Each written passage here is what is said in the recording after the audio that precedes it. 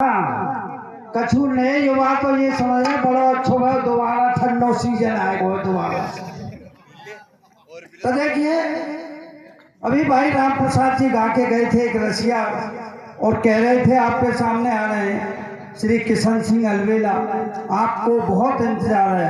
मैं समझता हूँ आपको मेरा इंतजार नहीं है, आपको किसी और का इंतजार है। समझदार से क्या बताएं आपको, उसी बात पर सुना रहा हूं मैं।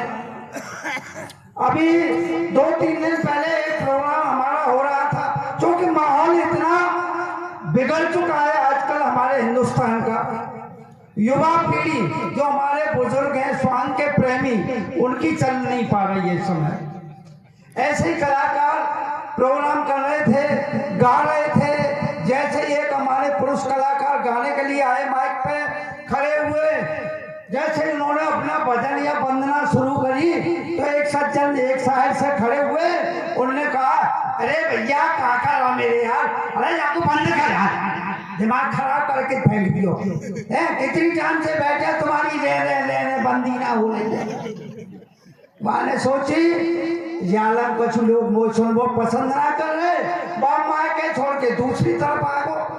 दूसरी तरफ जैसे ही आया हो फिर मैंने गाना शुरू करो, जैसे ही गाना उसने शुरू किया दूसरी साइड से एक सज्जन खड़े हुए, अरे भाई यार अंदर कछुए ऐसा वैसा अब कलाकार का दिमाग खराब। और देखिए वो भी जाना चाहिए, क्योंकि कलाकार अंदर बैठता है सोचता रहता है पब्लिक आइए दर्शक आए, क्योंकि कलाकार के लिए दर्शक एक भगवान का रूप होते हैं, उनको कलाकार हर एक प्रयत्न करता है मनाने के लिए। कलाकार ने सोचा यार कमाल की बात है, आप मुझे क्यों नहीं सुन रहे? नहीं बात क्या है ये बताइए, क्या मैंने मेकअप नहीं कर रखा, कि मैंने बाल नहीं काट रखे, कि मैंने कपड़े नहीं पहन रखे, कि मेरे मुंह नहीं है, कि मेरी नाक नहीं है, कि मेरे हाथ नहीं है, कि मेरे क्या नहीं है? आप उस तरह की बात कर रहे हैं, मुझे सुन ही नहीं रहे आप।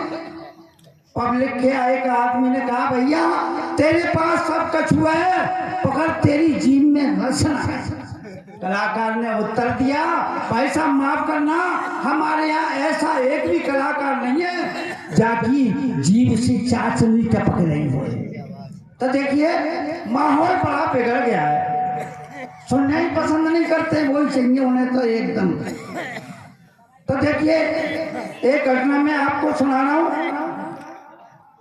एक सरपंच साहब थे एक गांव में, अचानक दर्द हो गया उनके सिर में।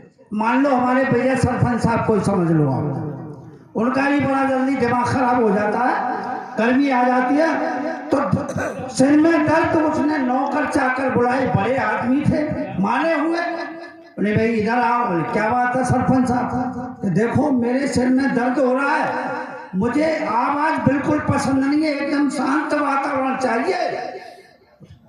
ठीक है, गांव में जो भी फेरी वाला या जो भी सब्जी वाला आता है फल वाला, उसको मना कर दो, और नहीं मानता तो साले को पकड़ मेरे पास ले आओ।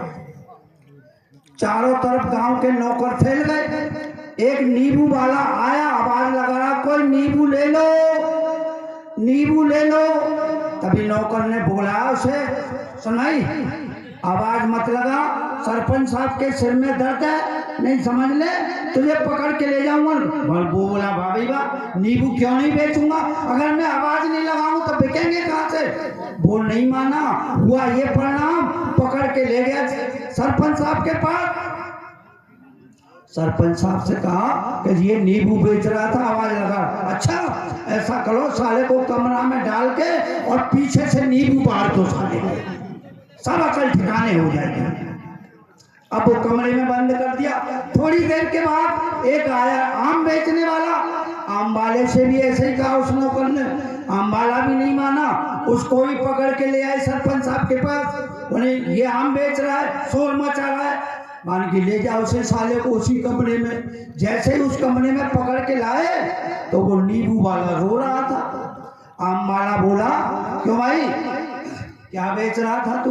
कि भाई साहब मैं नींबू बेच रहा था। अबे के रो क्यों रहा है? कि भाई साहब रो रहा हूँ, ये नींबू मेरे साथ देखो क्या हाल है। आम वाला बोला, बे साले उल्लू के पट्टा, तू नींबू के मारे ही मरा जा रहा है। अरे बेटा, मेरे पीछे तो तरबूजे वाला आ रहा है, तो नींबू की बात करता है। तो देखिए, अक्सर बसों में आपने सफर किया है, प्राइवेट बसों में कुछ पेंटर ऐसे शॉर्ट में बात के लिख देते हैं, शॉर्ट में। मैं कल सफर कर रहा था, एक बस में जैसे ही चढ़ा, प्राइवेट बस थी, उसमें लिखा था यात्री अपने शरीर का कोई भी अंग बाहर ना निकाले। उसके आगे मेरी नजर गई, दूसरे वाक्य पर लिखा हुआ था कि महिलाएं अपने सामान की खुद हिफाजत करें।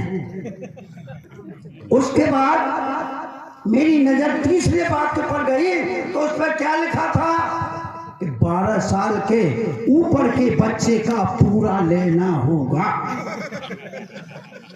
उसके बाद हम बस से नीचे उतर के आए, तो लिखा था जगह मिलने पर शायद दी जाएगी।